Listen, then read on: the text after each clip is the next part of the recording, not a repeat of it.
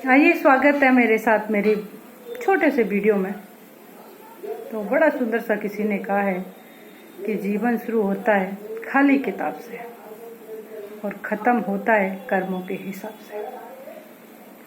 तो डियर, आज की तारीख में कोई ना कर्म करने से नहीं डरता कि ये कैसा कर्म है, लेकिन जब इंसान थोड़ा सा परमात्मा के पूरा तो हम नहीं समझ सकते क्योंकि हम इतने महान नहीं हैं, लेकिन जब कुछ कुछ समझता है, कहते हैं पहली कक्षा से ये बच्चा कॉलेज तक पहुंचता है, लेकिन अगर हमारी स्टार्टिंग होती है, अगर हम थोड़ा सा ईश्वर को समझने लगते हैं तो हो सकता है कि पूरा भी समझने तक पहुंचेंगे।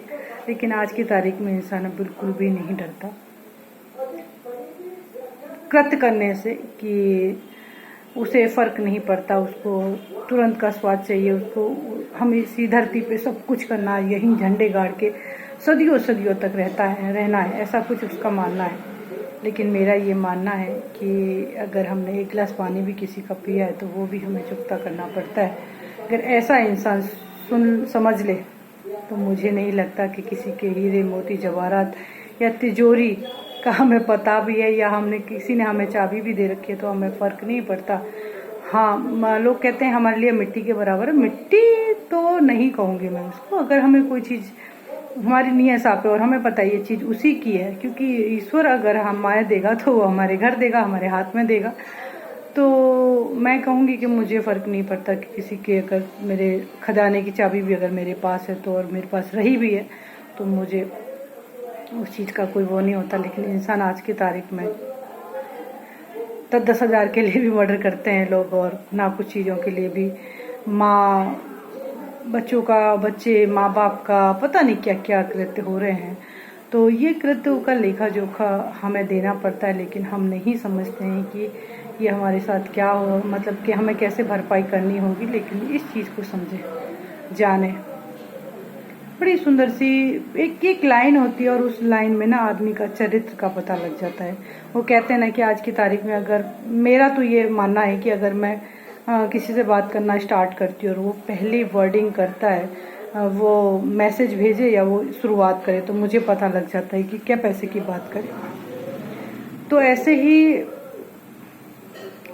इंसान को ना बिल्कुल फ़र्क नहीं पड़ रहा है कि उसको क्या करना है, क्या किया है, क्या इसका लेखा जोखा देना पड़ेगा।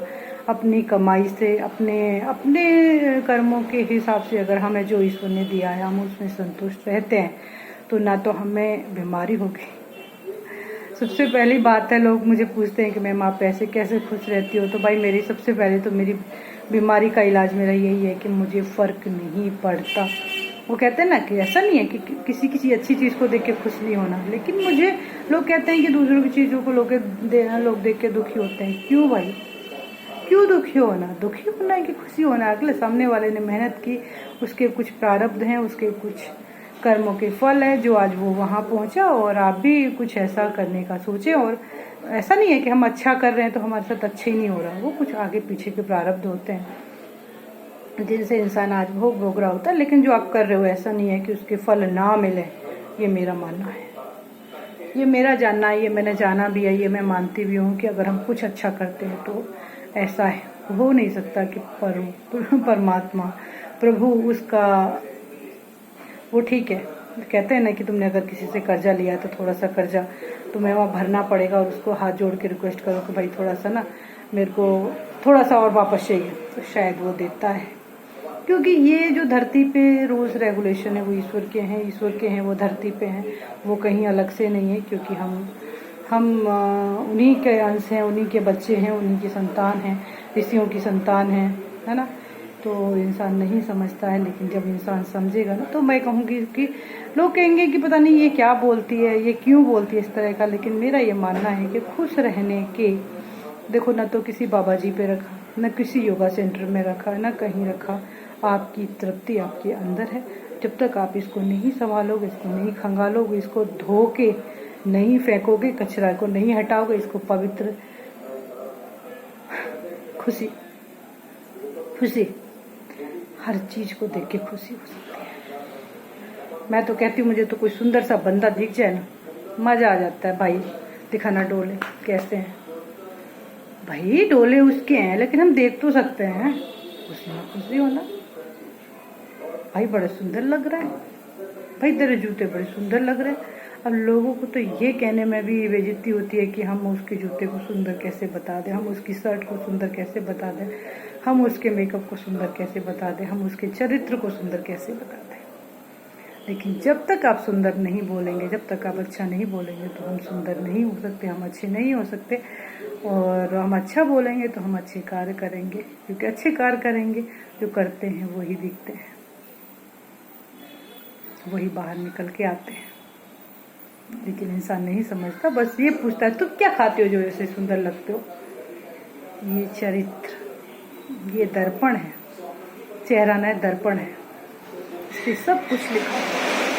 देखा ना, ये तो बड़ी गुस्सेल है, इसका तो चेहरे पे ऐसी सिकन पड़ी हुई है। काय का टेंशन लेना, छोड़ो ना उस ठाकुर के ऊपर, छोड़ो ना वो ऊपर वाले के ऊपर, छोड़ो ना उस जो सबका मालिक है उसके ऊपर।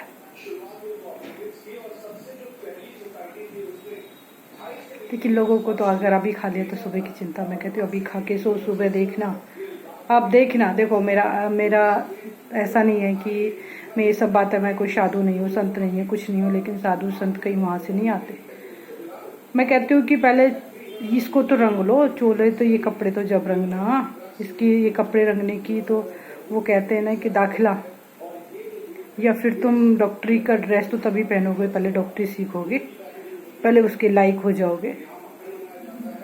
चोला पहनने से या किसी से खरीद लेने से, वो डॉक्टर वाली चीज़ पहन लेने से, उसे लगा लेने से तुम डॉक्टर नहीं हो जाते या तुम संत नहीं हो जाते। लेकिन जिसका ये अच्छा है, मैं तो कहती हूँ कि संतों से भी अच्छे आम पब्लिक पड़ी हुई है। मैं संतों की वो नहीं कर रही हूँ कि संतों के लिए मैं बुरा बोल रही हूँ, लेकिन जो लोग हैं ना, देखो सबको अपना अपने लिए करना है, सबको अपने अपने, संत करने नहीं आएंगे, साधु करने नहीं आएंगे।